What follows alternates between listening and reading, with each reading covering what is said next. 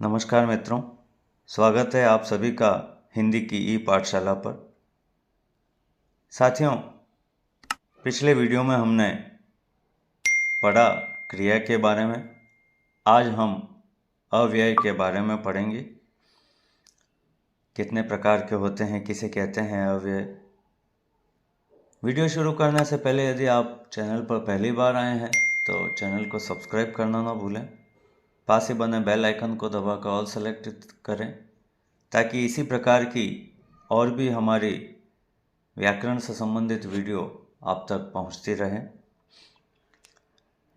यहाँ हम आज अध्ययन कर रहे हैं अव्यय के बारे में। शब्द से ही स्पष्ट है अव्यय। व्यय का अर्थ होता है हमारे बोलचाल में खर्च। निषेधात्मक है, जहाँ खर्च न हो, मतलब जिसके कोई और परिवर्तन न हो सके, ऐसे टुकड़े न हो सके, वो सारे ही शब्द क्या कहलाते हैं? अव्यय शब्द कहलाते हैं। हम इसे परिभाषित करते हैं और इसे परिभाषित कर कर समझने की कोशिश करते हैं। ऐसे शब्द जिनके रूप में लिंग, वचन, काल, पुरुष आदि के कारण कोई परिवर्तन नहीं होता है,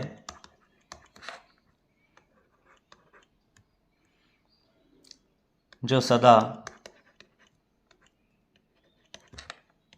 अपने मूल रूप में बने रहते हैं, उन्हें अव्यय शब्द कहते हैं।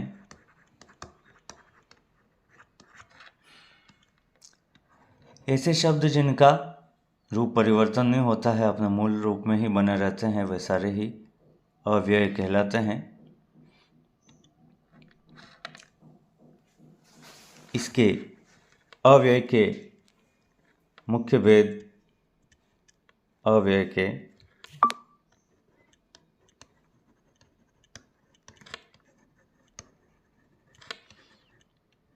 भेद 4 माने जाते हैं।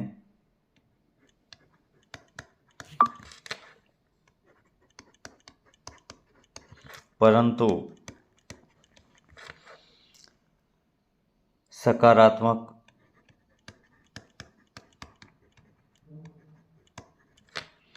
नकारात्मक और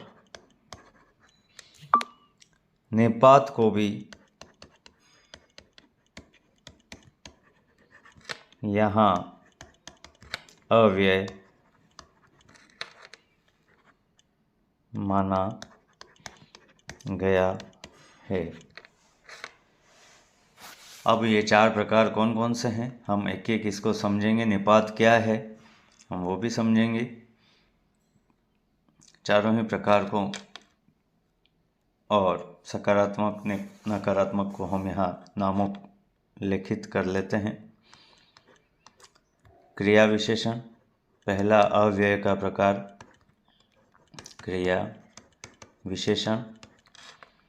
दूसरा संबंध बोधक, एक एक करके हम इनका अध्ययन करेंगे।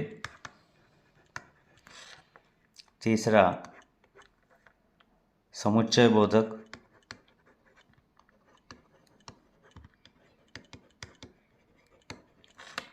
चौथा विस्मयादि बोधक।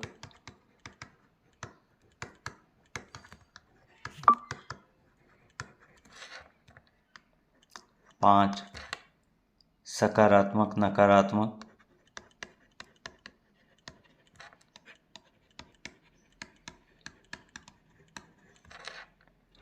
और छठा निपात। एक एक करके अब हम इसे समझते हैं। पहला क्रिया विशेषण।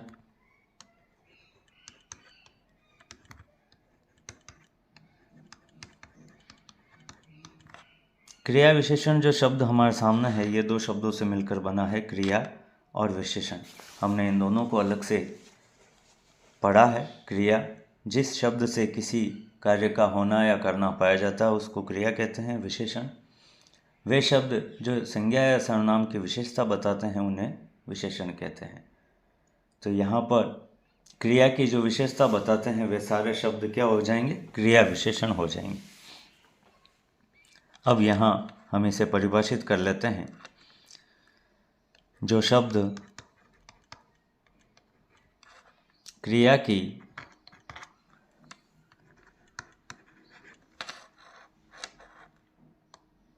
विशेषता प्रकट करे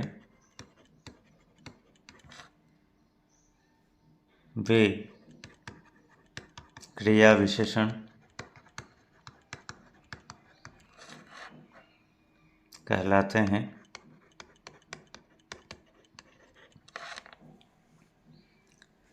क्रिया विशेषण के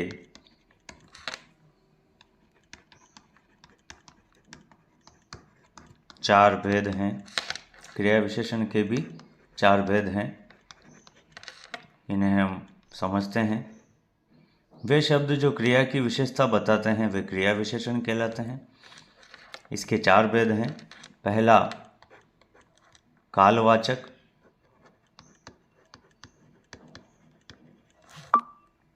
क्रिया विशेषण। कालवाचक क्रिया विशेषण, जैसा कि इसके नाम से स्पष्ट है, काल मतलब समय, जो समय को स्पष्ट करता है, उस क्रिया के होने की समय को दर्शाता है, वे सारे ही कालवाचक क्रिया विशेषण होंगे। इसे हम परिभाषित करते हुए समझते हैं। क्रिया होने के समय की सूचना देने वाले क्रिया विशेषण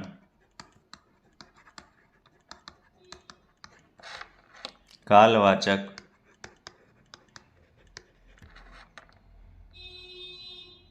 कहलाते हैं।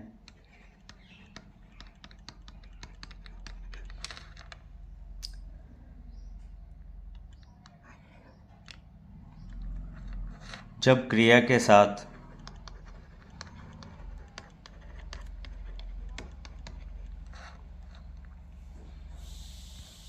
प्रश्नवाचक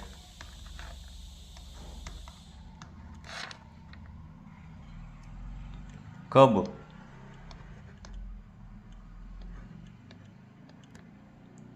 लगाया जाए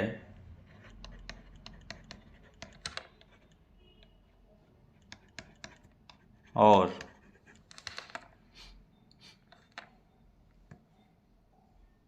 इसका उत्तर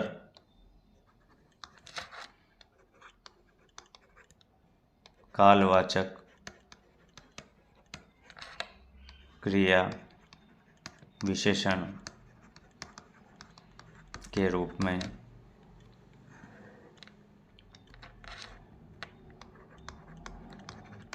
मिलता है।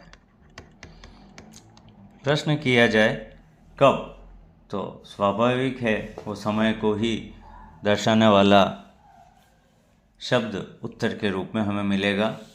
यही कालवाचक क्रिया विशेषण है। इसका दूसरा प्रकार स्थानवाचक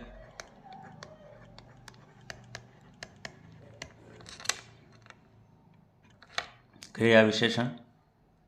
क्रिया के होने के स्थान या दिशा का जहाँ बोध होता है वो क्रिया विशेषण स्थानवाचक होते हैं। परिभाषित करते हैं हम।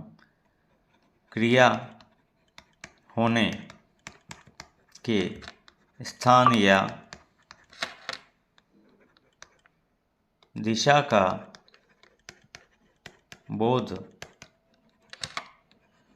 कराने वाले क्रिया विशेषण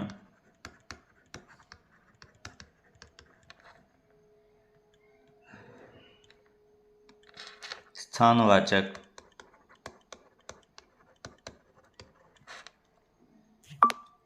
क्रिया विशेषण कहलाते हैं।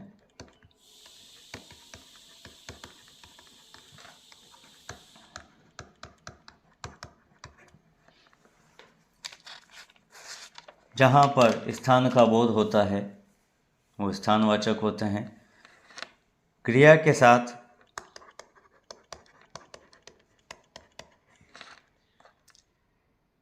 कहाँ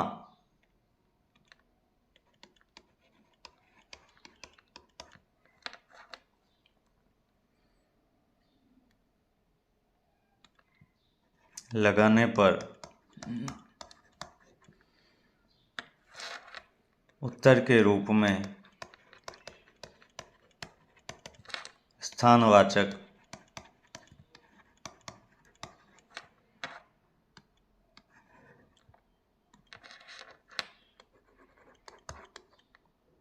क्रिया विशेषण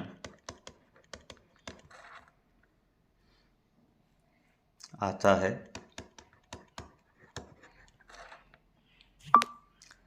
इसी प्रकार से अगला प्रकार परिमाणवाचक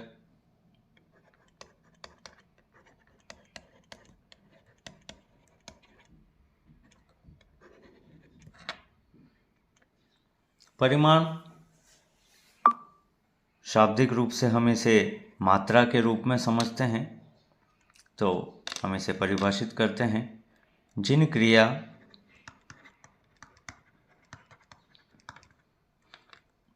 विशेषण से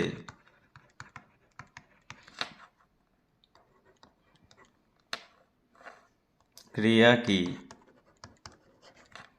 मात्रा अथवा उसके परिमाण का बोध होता है,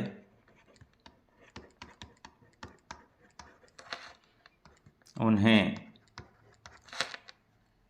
परिमाणवाचक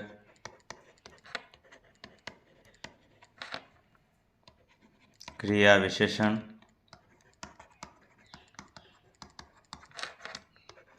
कहते हैं।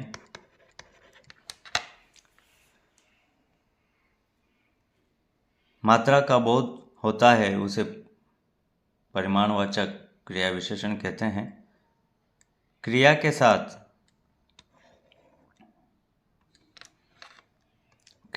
साथ कितना,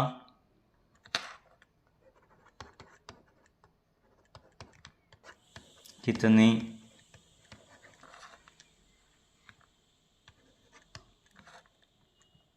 प्रश्न करने पर उत्तर में परिमाणवाचक क्रिया विशेषण आता है।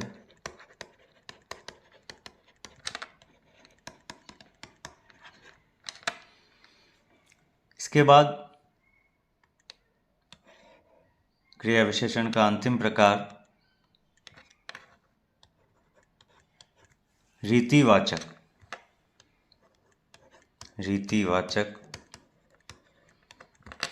रीति किसी कार्य को करने की शैली, उसके ऊपर यदि प्रश्न क्रिया की विशेषता बताता है वो क्रिया विशेषण कहलाता है। क्रिया की स्थिति को प्रकट करने वाले क्रिया की स्थिति को प्रकट करने वाले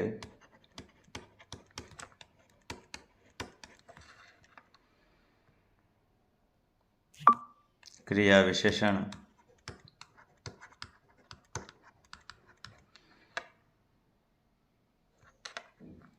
रीतिवाचक क्रिया विशेषण कहलाते हैं। क्रिया पर प्रश्न कैसे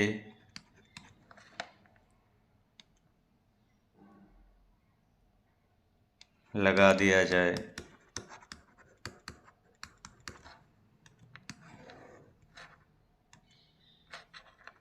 तो उत्तर रीतिवाचक क्रिया विशेषण के रूप में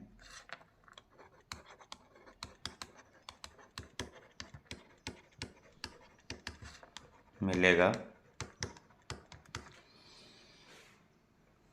इस प्रकार से इन शब्दों को हमें ध्यान में रखना है। जो भी उनकी पहचान के शब्द हैं, जिन शब्दों से हम प्रश्न करेंगे, वो उसे स्पष्ट करेगा कि ये कौन सा क्रिया विशेषण का प्रकार है। आशा है